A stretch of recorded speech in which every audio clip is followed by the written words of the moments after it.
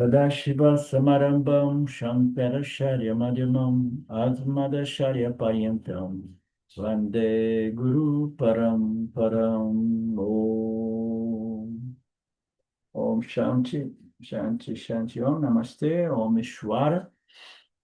So we have seen our last class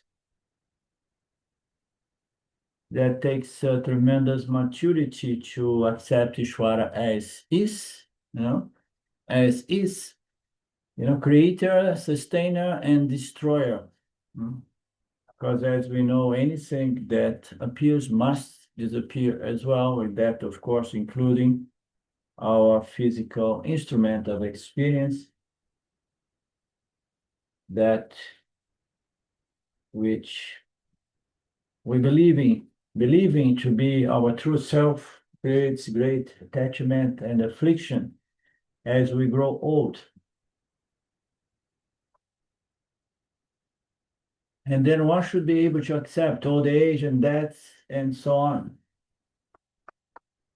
And Arjuna wasn't really prepared for that.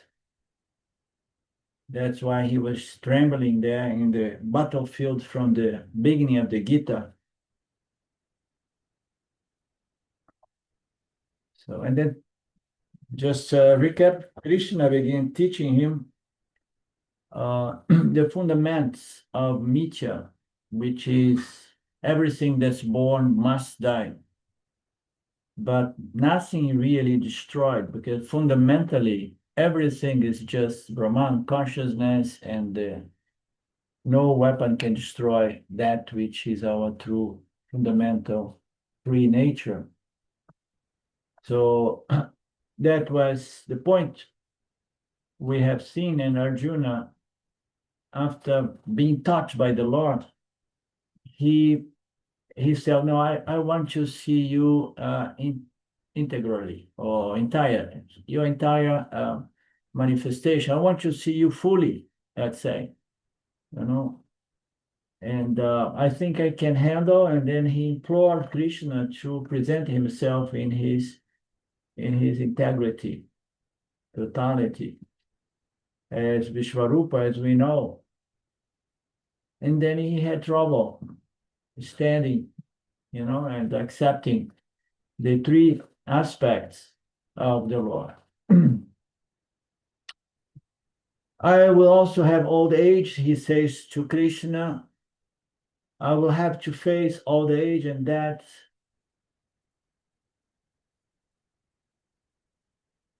And then Swami they say we do not know that they will be seeing the Yama Kinkaras coming.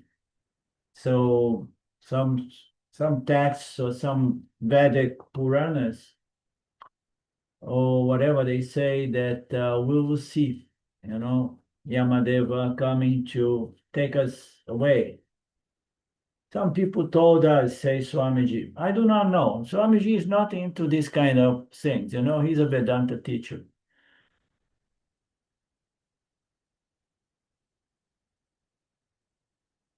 As if they are messengers. Some people come to say, oh, your time is come, get ready, relax, say goodbye to your body and to the people around you, because you're going to go.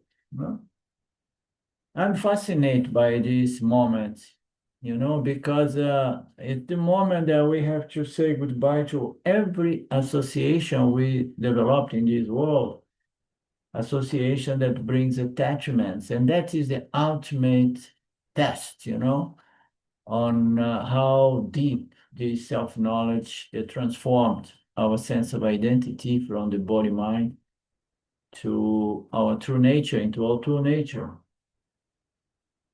I don't want to go weeping and crying and screaming. I don't want to frighten the people around me as well, and all these deities that come to pick me up, to announce me, to welcome me. I want to behave. Family members may be there standing, waiting. And I should never allow my mind to attach myself to them, because people give dying people, relatives and friends and associations give dying people a hard time when they start really clinging to the dying person. And we need to somehow lighten that things to them as well.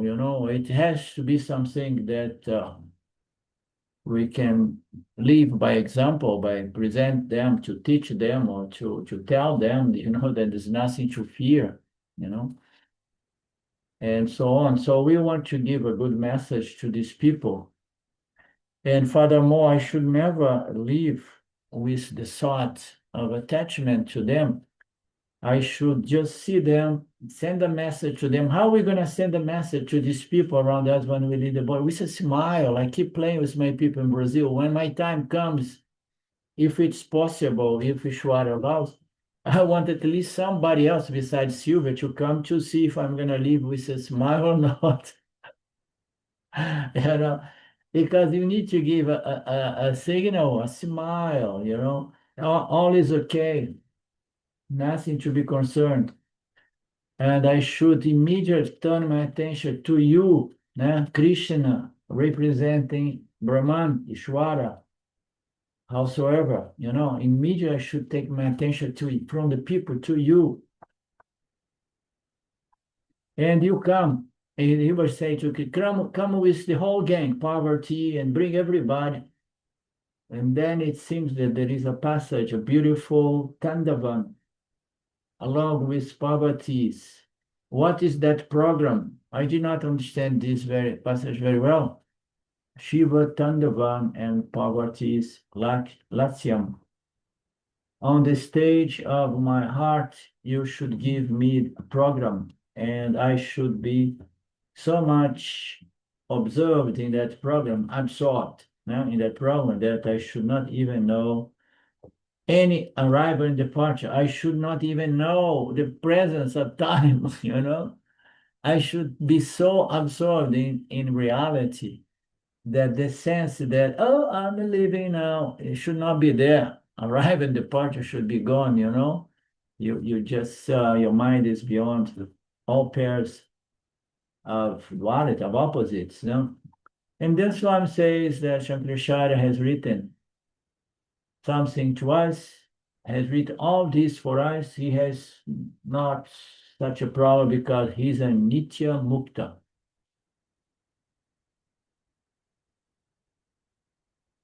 So here it says that Achibhyasana Baba means they are not going to polite request, come, come, come. If they request, are we going to go with them? That's funny. When time comes. My take is that if we are not ready to go in a nice way voluntarily, we have to be put unconscious so that they can take us, to the other side. That is my take. Because you see, most people die unconsciously.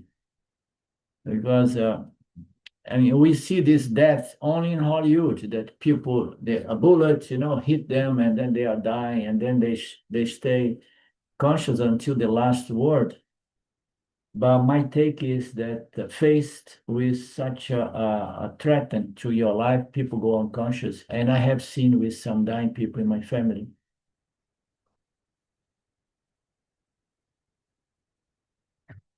They are not coming politely and requesting you, please, come on, like parents do with children. They try to wake them up to go to the school and then again go there politely.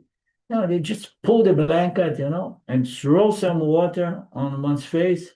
Pack up because it's time to go.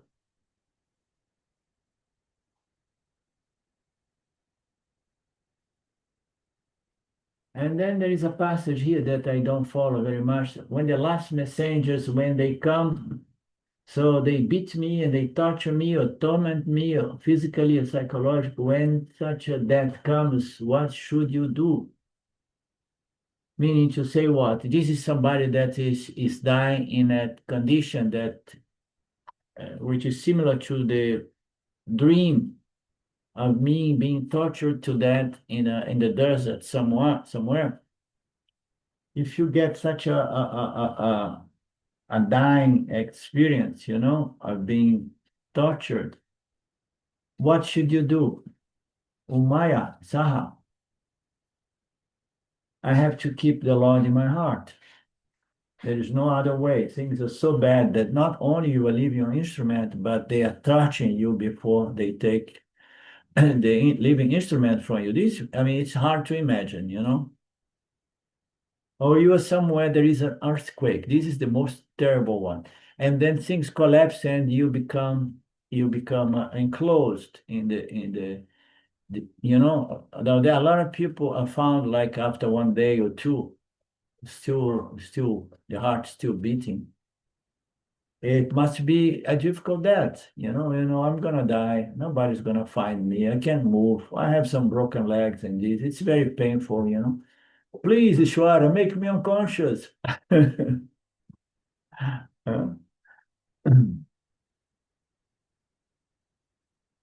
Oh Lord Shiva, you are Yamasan Sasana, the one who punished even Dharmaraja and so on.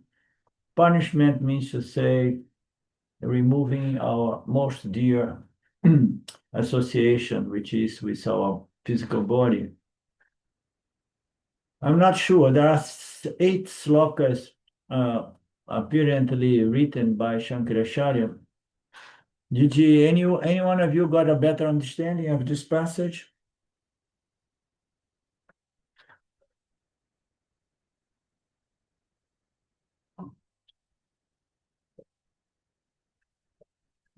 So this very thought of your Ishta Devata can give you great relief when pain comes, disease come, people die around you, or even when we are about to die ourselves.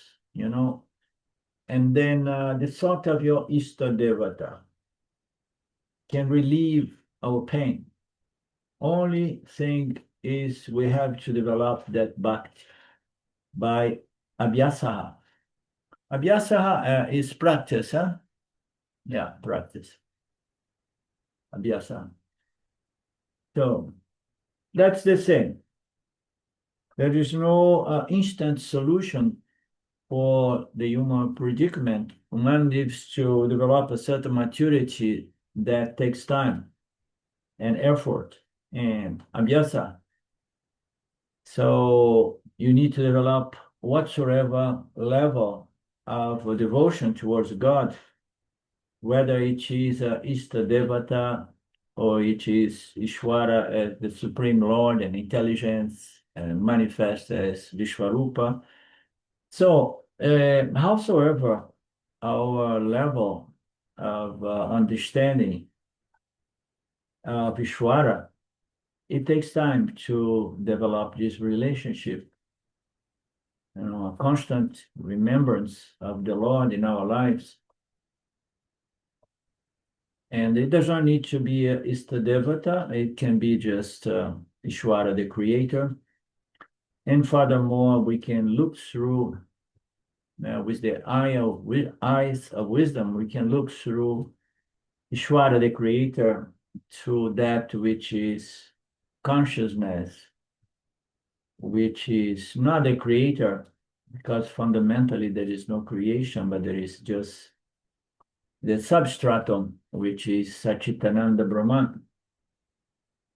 So, but if we have this kind of devotion toward our Ishta Devata, if I would have a relationship with a Ishta Devata, would be Krishna, of course, because a few times we have been going through the Bhagavad Gita, and Krishna became our main hero. But quite frankly, I like to see through Krishna and see just Ishwara. I don't know. I have a thing with seeing Ishwara through nature and through Ishwara as the intelligence holding it all together. This vision, this development, and this feeling of gratitude and reverence must start yesterday, not when you are old. You need to develop this devotional spirit or attitude to the extent that you feel the presence of God in your life, in your heart. Doesn't matter if it is Istadevata or in other words, Ekarupa, Bhakti will give you sufficient strength to expand your vision to Vishvarupa. So if you see it, God confined in one name, form, and attribute, that will allow you to grow in strength, to expand your vision, to see Ishvara as the entire cosmos and the intelligence sustaining this cosmos.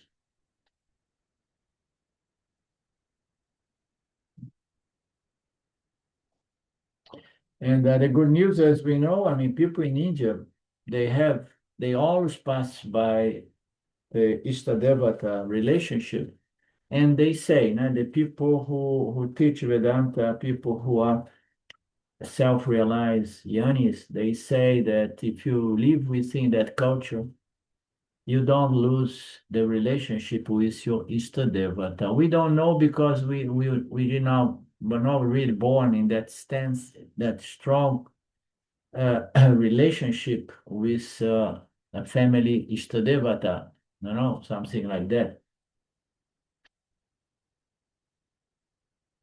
But I can see the Istadevata as Ishwara, the all names and form. If Krishna is my Istadevata, and then everybody is Krishna in different forms. So this is a good way to see as well. Once you develop a relationship with Istadeva, you say everybody is the Lord, is just Krishna appearing on different forms because all forms are Krishna. Krishna is representing Vishvarupa Ishwara.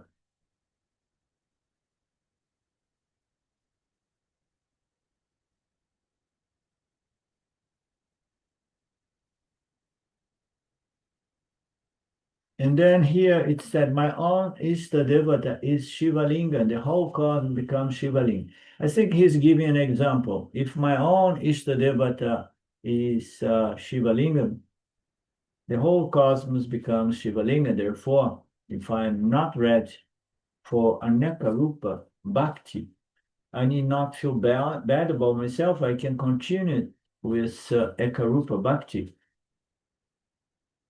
That will give me enough inner strength to move on.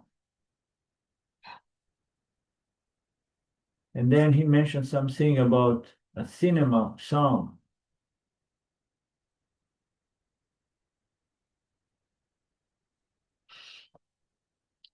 He says, all of you get lost. I do not depend on any one of you. My support comes now from my Istadevata. This is a wonderful training that we can have.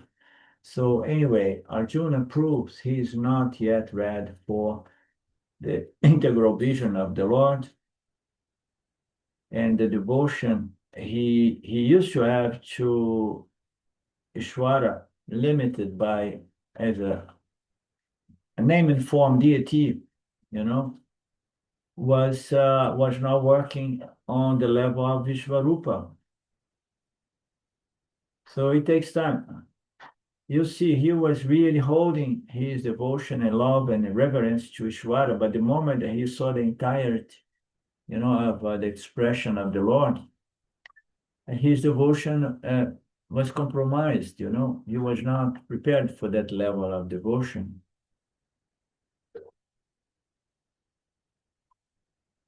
So you need to stay on whatsoever rupa bhakti level, and then you move to Vishvarupa Bhakti for sufficient time, long, and after only then we Arupa. Arupa is the ultimate, as we know, So does not matter whatever is your level. Take your time. The important thing is to cultivate that feeling of love, reverence, and appropriation, and go through the tests of life every day. Remembering that you are being tested. how can I love Donald Trump? It is Ishwara. I knew you were going to love that one. So uh, it's a test, everything.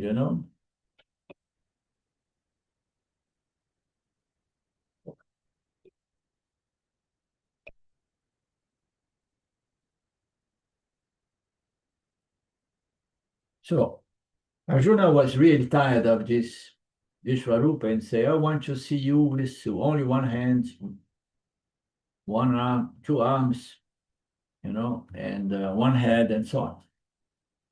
I want my Krishna back. Verse 47, the Lord said, O Arjuna, by my power, the supreme form has been shown to you by my Shakti power, or Maya Shakti, or whatsoever. And I showed it because I was pleased with you. Such a form of mind, which in its total radiance, universal, limitless, and primal, has not been seen by just anyone like that. I think he meant more like that. I don't show this to just anybody, only people who really deserve it, people who are honestly desiring this. So, as we know, Arjuna was lucky, but at the same time, unlucky not to be really mature enough to stay on Vishvarupa level.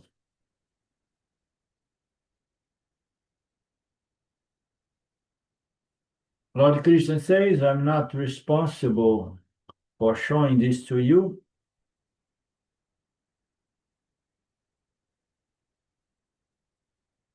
In fact, I know you are not yet read. I knew you're not read, but since you made a special request, I chose to show you. So you are responsible. You asked for it, and I just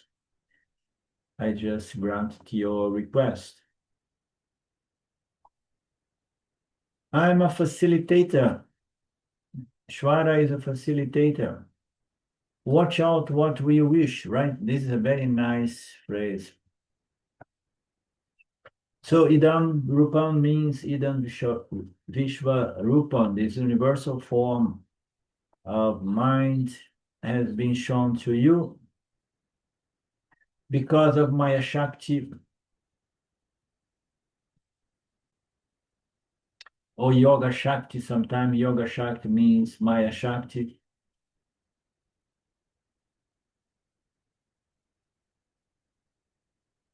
Which goes to the Triguna, the Prakriti of Maya, that has these extraordinary functions as well.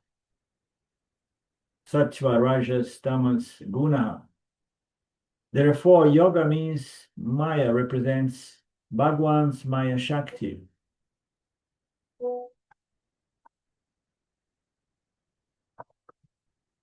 Atma is a reflex pranam, and not Satchitananda Atma. Okay, yourself, not the self.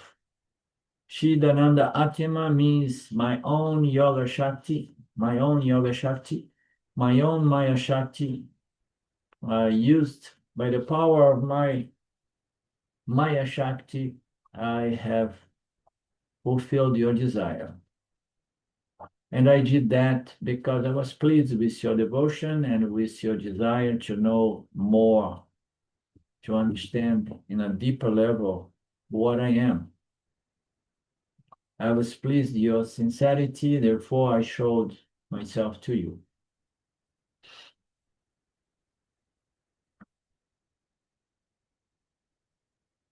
Okay, Vishwarupa means remaining the same. Krishna says, Vishwarupa remaining the same. If you are mature, you enjoy it. If you are not mature, the same Vishwarupa will frighten you. What is enjoyment to one is a fright to another person. Vishwarupa remaining the same. If you are mature, you enjoy it. So what type of Vishwarupa? So how did you understand this remaining the same referring to Vishwarupa? Hmm?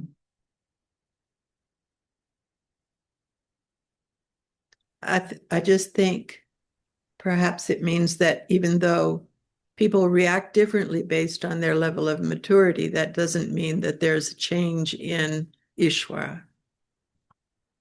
That all the wonder and the fear is always, Yeah. it depends upon the person, not. Yeah, because usually the same refers to the fundamental nature as nirguna atma, That is the sameness, no? But Oh, perhaps. Yeah. but here the sameness means to say I'm this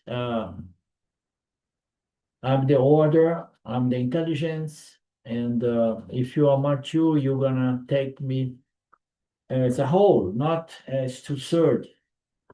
So what is enjoyment to one? So I mean to say here, he clarifies a little bit. I mean to say what somebody enjoys, what is enjoyment to one is a fright to another person. But fundamentally, everything is value neutral. It's just my nature is just to give back to you guys, what you deserve, what you desire, according to your efforts as well. So one person may be thrilled, the other may go up and down, roller coaster ride.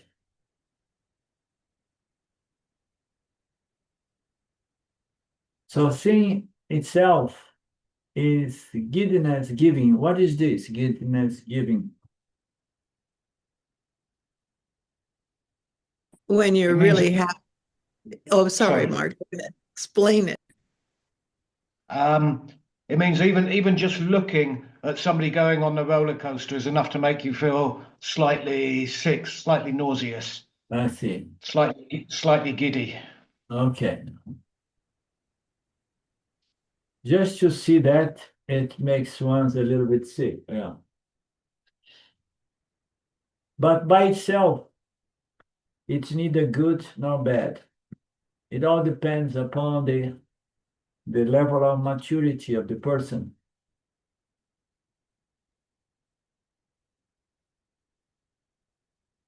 But even highly mature people or devotees, they once human nature will not help, cannot help but feel like, oh my God, this is a tough one, Shwara. So give me the strength to handle this one. So that is unavoidable. So similarly, here Krishna, Vishvarupa, is really wonderful, Arjuna, because it is the most brilliant form which consists of galaxies, consists of billions of stars, and so on. He's trying to say, he's trying to give some advice to Arjuna, maybe, Swamiji, or to all of us. Visvam, which consists of everything, Vivida Pratyaya, so which is cognized in manifold forms, Sabba, Sabda, Rupana.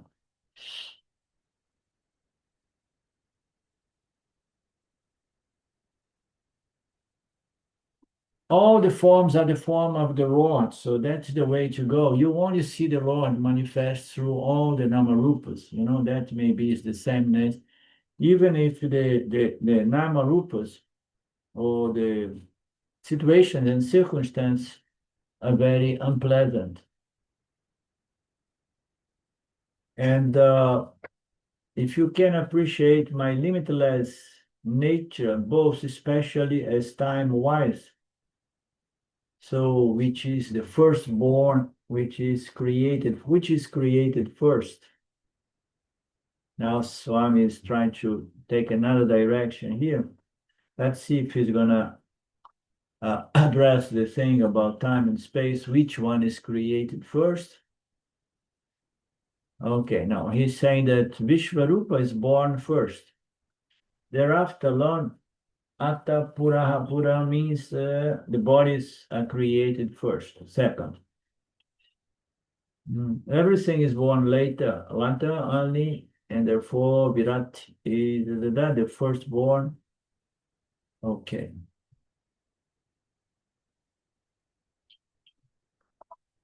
Any thoughts on this paragraph? It's not very relevant, but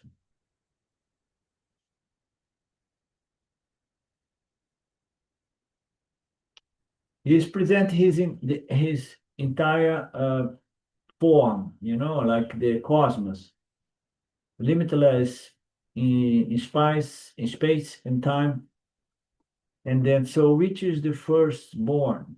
Which is created first? He says Vishvarupa, the cosmos, is created first. Therefore, thereafter, the individual bodies come. Everything is born later only, and therefore Virat is the first. So the universe is born, and this is understandable because the universe is a projection from the three gunas, then the three energies and the elements. So everything is in there. And then once we have this background of the material world, it's said that the creatures, the actors, have to be put in the place as well. First is Virat, the ground, the background, the firstborn. Later on, the individual bodies come. The individual bodies come. Everything comes later. Virat, or Jagata, or the universe as we know it, is the firstborn.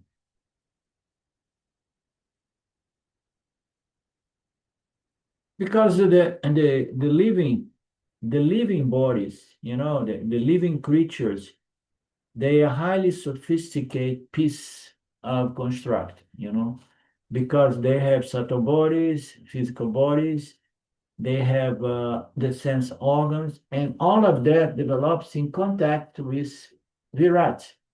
So the projection, the physical material universe is there, and then immediately we have the development of certain capacities or abilities to contact, to get in contact with it, to get it, to receive it.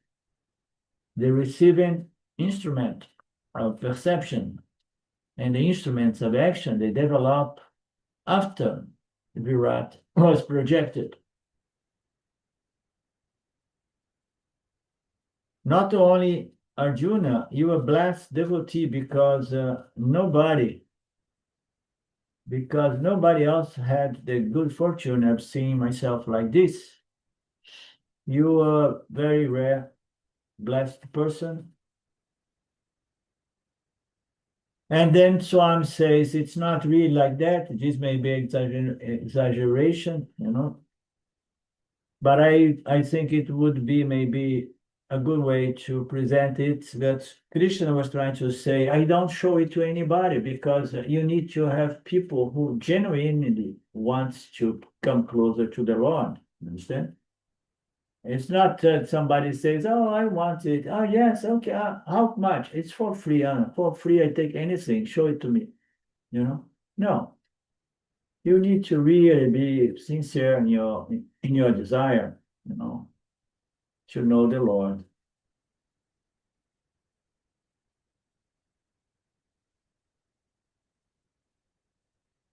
It's not that Arjuna alone has seen, and then this seen has to be analyzed in two senses. If it was an epiphany, if Arjuna had really seen several heads and this and that, and or it means if rarely you find somebody who is mature enough to see these three aspects of the Lord: the destroyer, the sustainer, and the destroyer, the projector, the sustainer, and the destroyer.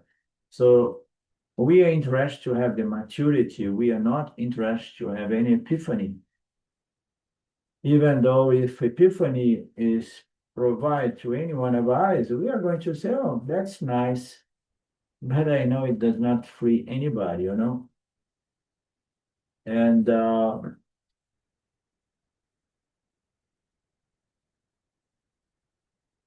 so, of course, a lot of people have seen it.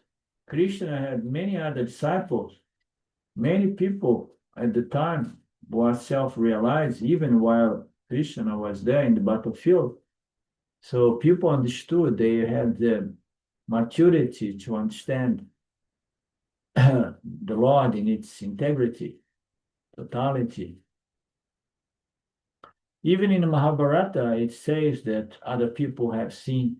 Even here in the Gita, we see that the moment that Krishna somehow granted Arjuna with this power to see, you know, this wisdom, which was artificial. But then some other people there could see as well, you know. Even Vyasacharya could see as well for some reason, and other people may have seen as well, you know. The guy who was relating to the king, the blind king, you know. So verse 48, neither by the study of the Vedas and yajñas, nor by charity, nor by ritual, nor by severe austerities, can I be seen in this form by these mortal jivas. Only people like you, Arjuna, only people who are really, really, you know,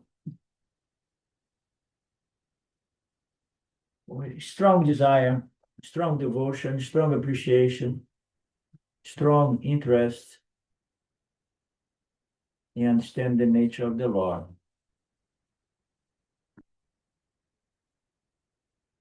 So it means to say that unless people have that level of purity and devotion, and by the same time, he means to say, like, a lot of people do a lot of rituals, a lot of people do austerities, tapas, among other things, but it does not, how you say the expression in English, it does not guarantee, there is another word, guarantee devotion, the development of devotion, you know, because devotion requires not doing, but understanding.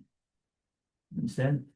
Understanding. You can do rituals and charities and study the Vedas in a certain way, you know, academically, let's say, and always aiming to be a religious person so that you can get your own protection, your own success, and you know, your own security.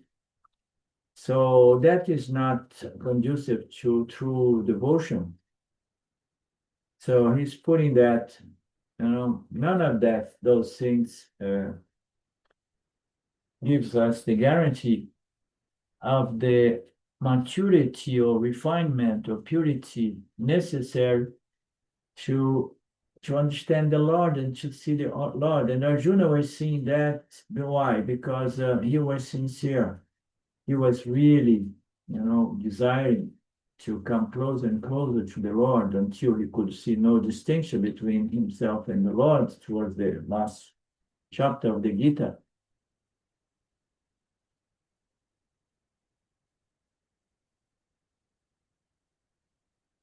That again makes it a point that the uniqueness of Vedanta is that all these doing things, you know, like selfless service, like charity and rituals and pujas and many things you do, or different kinds of tapas, austerities, and so on.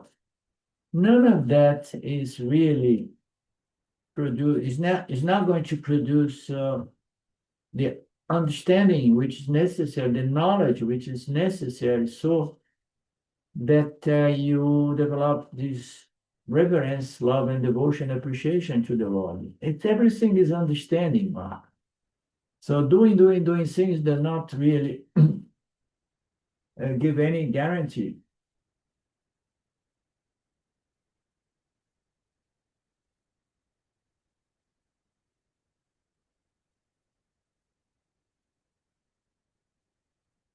Krishna wants to point out Arjuna that he got this artificial vision because of his devotion, because of his interest, his burning desire to come closer and closer and closer to the Lord. Therefore, Krishna wants to highlight bhakti as or a sincere, earnest desire to appreciate love and the Lord in its totality. So desire, this one he says, Vishvarupa as an important sadhana, meaning to say only devotion takes one to the vision of Ishvara in its totality, integrity. And therefore the devotion is the most important sadhana. So this bhakti sadhana that we know, it's not a sadhana per se, but it is a certain spirit or attitude that is indispensable if we want to really understand the nature of God, So what is the deal here? Now I do all kinds of sadhanas and I even do Shravana, Manana, Nididhyasana, Upanishads and so on, studies. He says, so is it all being permeated by the love, reverence, and devotion for God? And if it's not, the person is an academic. And I don't see the person will really get that close to understand the true nature of the Lord as one's real true nature, all nature, intrinsic nature, We see Swamiji and our tradition highlighting this, the importance of this fragrance. I like to present it as a fragrance. You do Kama Yoga, not only to be able to observe Dharma and present the best possible words and deeds into the Dharma field, but also to be a receiver of what comes, whatsoever comes, with the same love and gratitude in your heart, taking everything as prasada requires tremendous devotion and trust in the Lord, trust in the systems.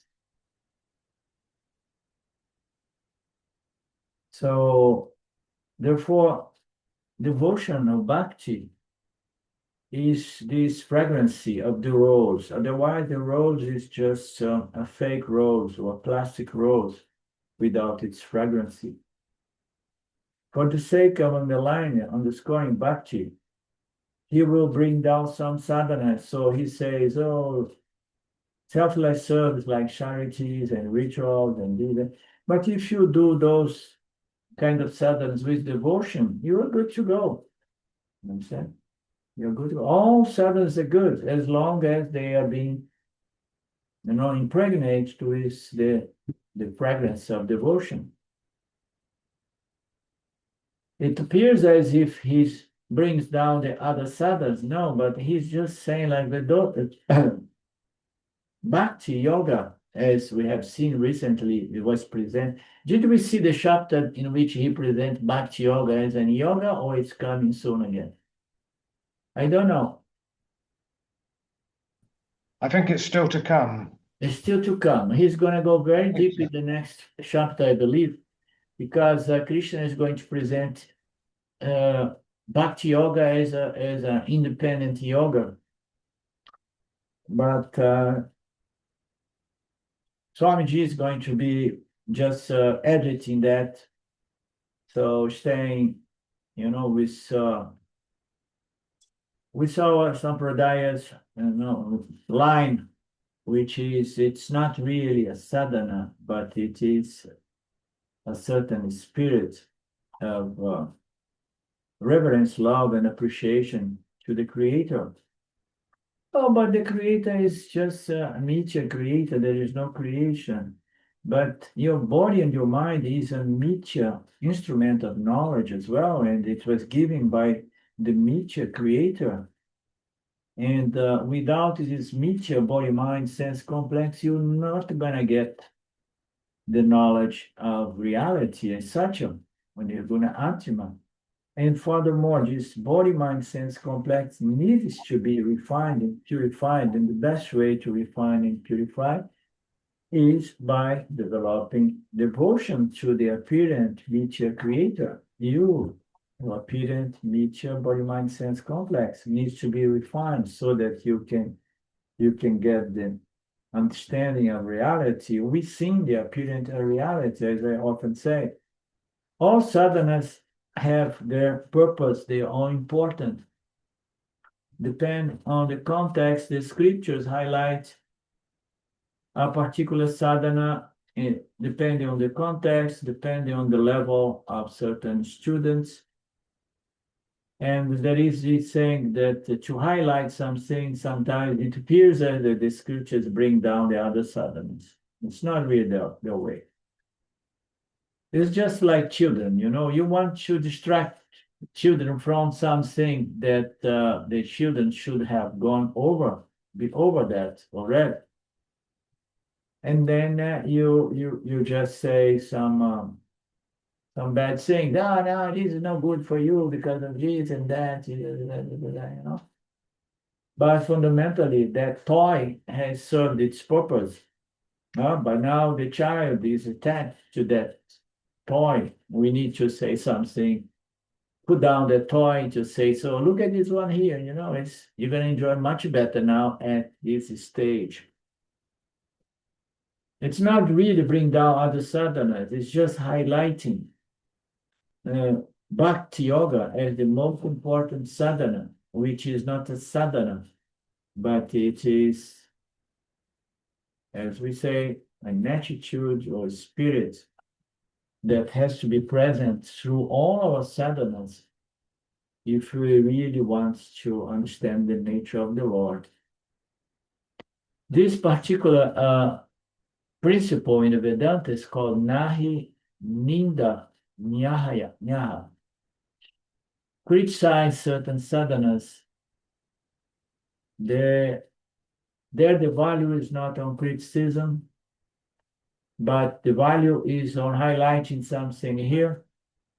In Taittiriya, we saw various values was highlighted, and there it was said, the study of the scripture is the most important value. So I'm gonna be doing this. I think it's time to year. I don't remember what I'm gonna be doing. Carnival is in Portuguese language. I still have to read that text that was translated recently, concluded. But anyhow, if we say that the study of the scriptures or Shravana and Manana, the scriptures, is the most important because the spiritual maturity or growth is only possible through study and understanding. We are not saying anything absurd here, no. But it may not be the best thing to say to someone who will not benefit from listening and studying and contemplate on the scriptures, They need to have first things first, as we say. First things first. The first thing is what?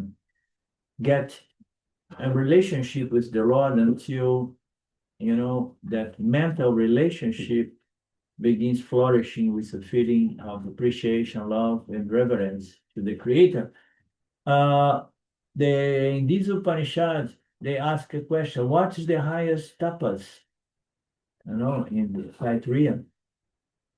Then several acharyas or rishis give different opinions of this and that sadhanas. And the Upanishad says the greatest sadhana is Svadhyaya. Therefore, if you read that portion, that the greatest sadhana is the start and reflection upon the scripture, all others will be brought down because I'm saying this is the greatest one. And here you find Krishna say that all other sadhanas are useless without bhakti. Therefore, bhakti is the most important because first things first. Rightly? So true. I lost your face. I lost your video. We lost since a while. Okay, now we'll be confused. No, nobody's confused here, Swamiji.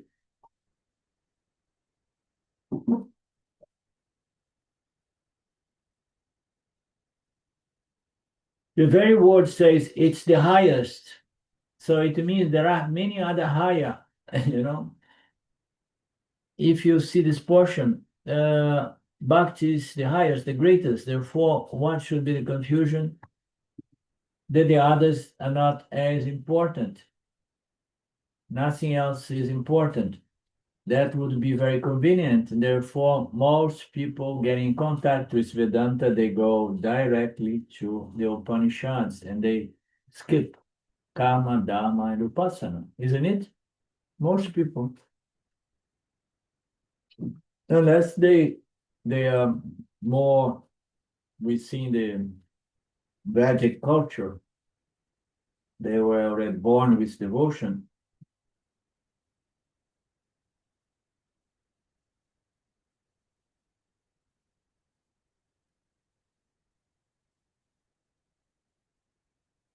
So in different portions of the scriptures, different values are brought down so that we can highlight something else. So the bottom line is that all values, all sadhanas are equally important, as Swamiji often says. Karma yoga without yajna yoga is incomplete. Yeah? And yajna yoga without karma yoga is Impossible. impossible. No? So therefore, they are both equally impossible, important, indispensable. So what should be our conclusion? All sadhanas are equally important. But here and in the next chapter, Krishna wants to hammer on bhakti attitude, devotional attitude, and he's going to present it as a sadhana itself. Sadhana itself. It's a very tricky topic, because how can you do something to have devotion? Right? Because by doing things, we might get some things, But devotion is such a fine, element because it's nothing but a conversion of all human emotions in a most elevated emotion, which is devotion to the Creator. It's we are not used to that kind of human emotion. Our human emotions are mostly based on our likes and dislikes, or based on our vasanas and getting what I want or not getting what I want. And then we go through, a variety of feelings and emotions. But here we talk about the highest possible emotion, which is accepting everything as prasad. So how are we going to do something to get to that point, Mark? It's not about doing, and you have to do whatsoever you do, but you have to understand the nature of the Lord as the Creator. You understand as deep, as clearly and formally as possible, so that you can hold your appreciation and gratitude regardless of one's circumstance of life. It's a lifetime project, and it's not by doing. You keep doing what you're doing, but you just go deep into understanding the Lord. And I'm saying the Lord Saguna as well, the creator, sustainer, and the destroyer.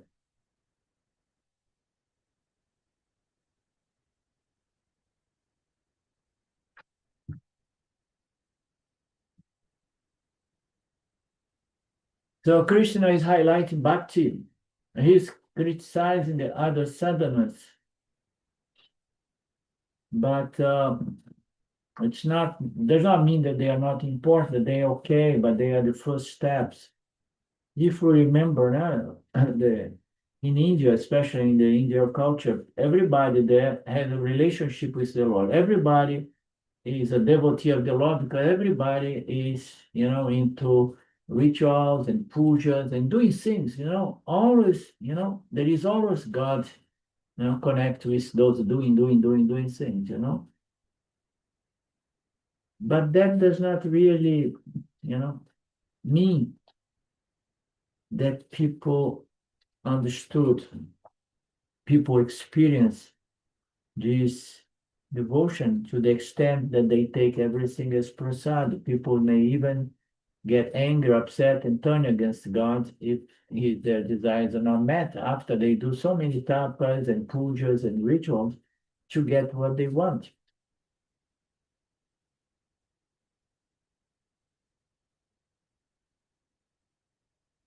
So all these sadhanas, they are not the greatest sadhanas at all, because it will not give you Vishvarupa Darshan. Therefore, Veda Ajnana is inferior sadhana.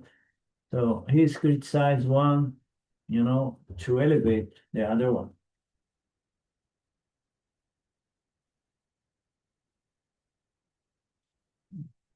And what is Vishvarupa?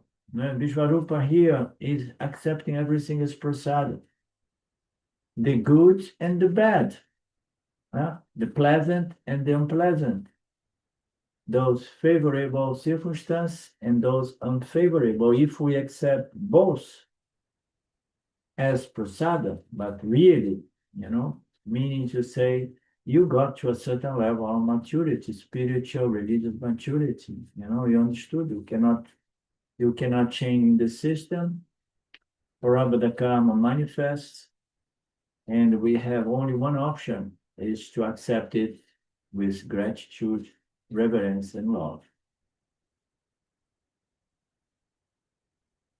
This is a sort of Vishvarupa, accepting the three-thirds of the nature of the Lord as the creator, the sustainer, and the one who delivers very, very difficult prarabdhas to the human jivas. What about yajna? Yajna, the study of scriptures and so on.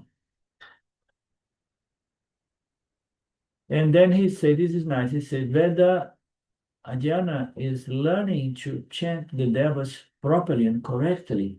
People go at great length to learn the Sanskrit so that they can pronounce things correct and this and that, And there's nothing wrong about that. But that does not bring about devotion and transformation necessarily, He says, what about yajna, the study? Rituals, it's mainly ritual and certain ceremonies. Veda Jnana is learning to chant the Vedas.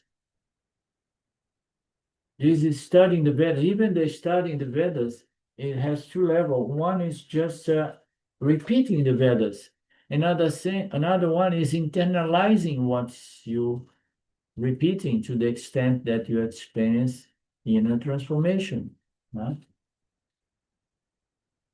Shanti the Vedas and yajna, ajna means analysis of the Veda and learning how to do the rituals. This is the first level. Krishna says Veda ajna is useless unless you have really internalized and understood the nature of the Lord.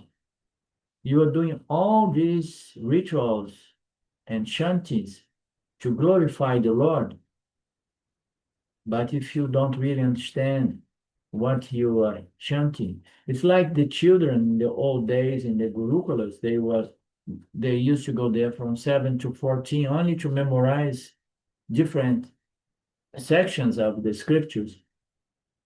And then it said that from 14 to 21, they would begin studying what they have memorized. And then we would say from 21 to 28, they could pass through the process of internalizing what they have understood.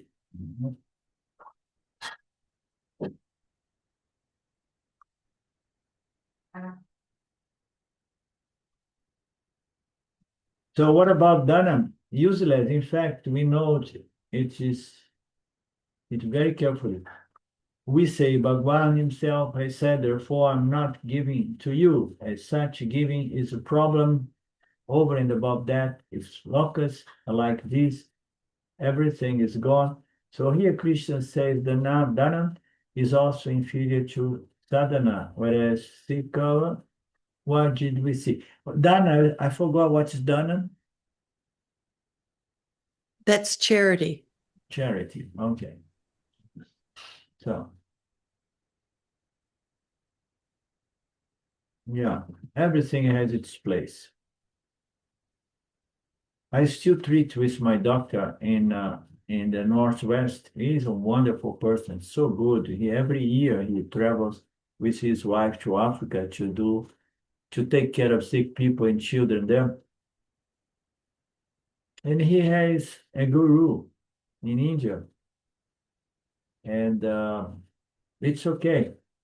In the beginning, I was trying to tell him, hey, there are teachers and gurus that are going to go more deeply, and then I understood that it was absolutely inappropriate to tell that to him. So he has an entry-level guru, and he has this huge tendency to do selfless service. And he's an excellent person and a wonderful doctor, who sees the body integrate, not just like divided by parts. And everything is okay. But if you want to really understand the nature of the Lord, you need to develop a devotion, and the devotion is going to allow a refinement of one's intellect so that we better understand the true nature of Saguna Ishwara and furthermore Nirguna Ishwara.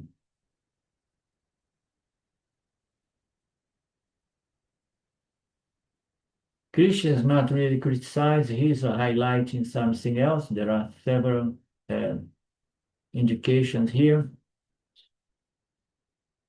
He says that selfless service is also useless, but you can do that with great, great, profound devotion if you see the Lord, in everyone that you are alleviating their karma, I don't know if you remember, at the time I was with my first guru, I got in contact with another wonderful guru teacher, or Meher Baba. Have you guys heard of Meher Baba? Meher Baba. Meher Baba, yes, Lynn? I've heard of him, but he is a devotional meditation teacher, right? No, he's very unique. When I was with Papa G, I became aware of Meher Baba in those days after Osho left his body. And I got in contact with Meher Baba and some of his books, especially the most important book. And his entire life was dedicated to service. Okay, only service. Service was the way he was dealing with his devotees, his disciples, and he knew everything about God. He was a Mahatma, but he used to say that there is no better sadhana than to see, to see the Lord in everybody who is in need, and stretching your arms and hands to help them. And the disciples, his disciples, had to go through this pilgrimage, these tours all over India, barefoot, to doing these projects. And he will stop somewhere, and then after some time, he reads some books or he writes some, and then he said, we're gonna go on another tour again. Everybody has to go around, and he used to rescue a lot of self-realized people who are believed to be mad people, stuck somewhere in what we know as the bliss kosher, in total bliss, that the person seems to be almost like mad. And he used to take them to his ashrams and clean them and serve them, always as if he's serving the Lord.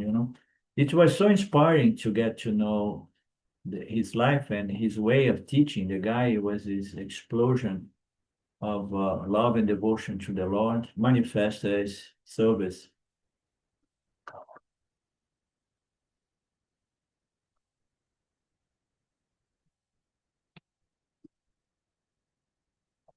Okay, we are good for tomorrow.